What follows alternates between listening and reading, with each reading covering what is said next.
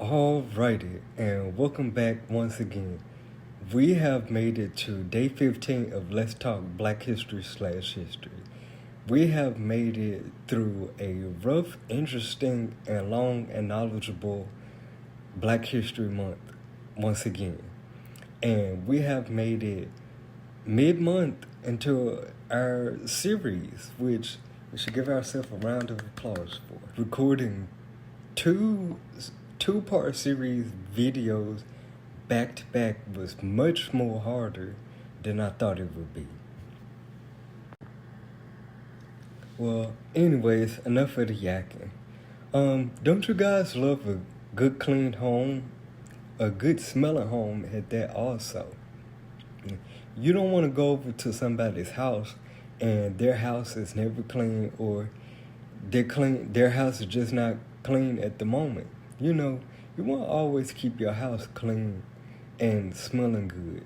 And a clean house doesn't come until after it has been swept and mopped. No matter if you done dust the table off, or threw things in the closet, or taking things off of the table or the couch or the bed and just shoving it up under the bed or the closet. Again, a clean house doesn't come until you have swept and mopped that house first. Well, shout out to Thomas W. Stewart, who was the first African American man to invent the stamping cleaning mop.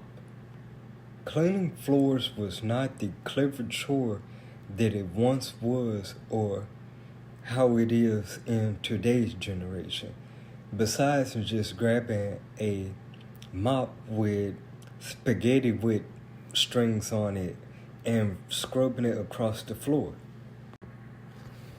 Many years ago, before the mop was invented by Thomas Stewart, men and women had to wet rags or towels in their washing machine or sink or tub and literally get on their knees and use their knees and arms to scrub and mop the floor. Or some would just stand on the rag and kind of skate through the floor to kind of mop the floor and clean it. The word mop goes all the way back to the 15th century, where it was known in the Old English, in which it was pronounced mate, and it was spelled M-A-P-P-E at the time. And also, some people then, they used to just throw the rag or towel on the floor and get a pole and just wet it as much as possible and just scrub it across the floor to mop their floors. The leverage mop in which Thomas had invented is much more different than what we have nowadays, in addition to the Swifter wet jet, O-Cedar mop, and spin mop, or Mr. Clean mop, or the other mops that we may use nowadays. Now, some people these days, they still use the old cleverage mop, and you may see those in a lot of businesses like gyms or restaurants and high schools, or schools and colleges also. Now, in most big businesses like those, though, they have the big riding mops that they use to tackle down big areas, like there are as big as yards or a football field or something. And again, you can't have a clean house or clean facility department or business or office or whatever without sweeping or mopping the floor first. Now, Thomas Stewart's main goal was to make people's lives easier and way much better. Now, me, on my hand, like in real life, that's kind of what I think when I'm thinking about cleaning. And I have a bad OCD myself. Shout out to my cleaning channel. Also, you guys can follow my cleaning channel. It's called Clean As, and I will drop the QR code and a link in the comment section also, so you guys can support me over there also. Because I love cleaning, and I love to make people's houses or business or whatever clean. Whether it's your church or again, like an office or whatever. It's all about the cleanliness of it, making it feel good and smell good. When it comes to sweeping and mopping your floors also, it can improve cleanliness within that environment or area, but it can also improve a more healthy environment as well, which was also one of Thomas Stewart's ideas. Thomas Stewart was also awarded the U.S. Patent Award 409 and 4922.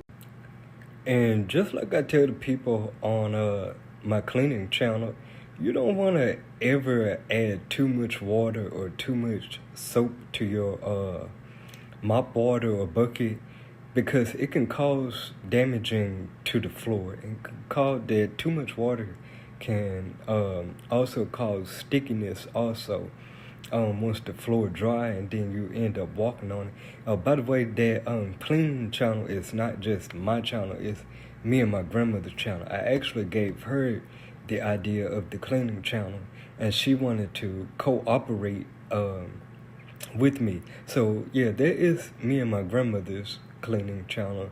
You guys can go over there and visit it as well also. And if you notice, in most homes, if it's not a carpet-filled home and it has some type of tiling or hardwood floors on it also, it's much more easier for the floor to track dirt and pick up dirt from outside on people's shoes and leave footprints and all kinds of things behind. And the broom was made from twigs and straws back in the 1890s, with the addition to the mop. And once again, like I say, you're going to clean your house, then you have to sweep first and then mop. But you don't want to just throw everything, up under the bed or in the closet or in the garbage or in the storage room, garage, or attic or something, then boom, call it a clean house. Because no, that's not what makes a house clean.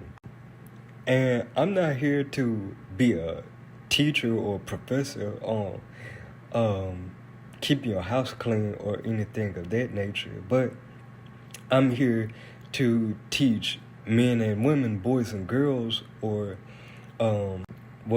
I'm trying not to use the word teach, but to instill boys and girls, men and women, that there's so much more in addition to Barack Obama, Martin Luther King Jr., Rosa Parks, Malcolm X, John Lewis, Ida B. Wells, who have made historical impacts also. And if I'm not mistaken, Thomas Stewart was also known for another invention. And mop these days are much more easier and less hassle than the cleaverage mop. In conclusion to Thomas W. Stewart and his invention into the ringing mop, I hope you guys have learned something in addition to all of my Black history facts that I have given over the past few days and couple of weeks. I would love that you guys continue to support me along my journey, and next month we will be discussing different things. But as always, if you could, make sure you like, comment, subscribe, turn on your post notification bell for our next Black History /History moment.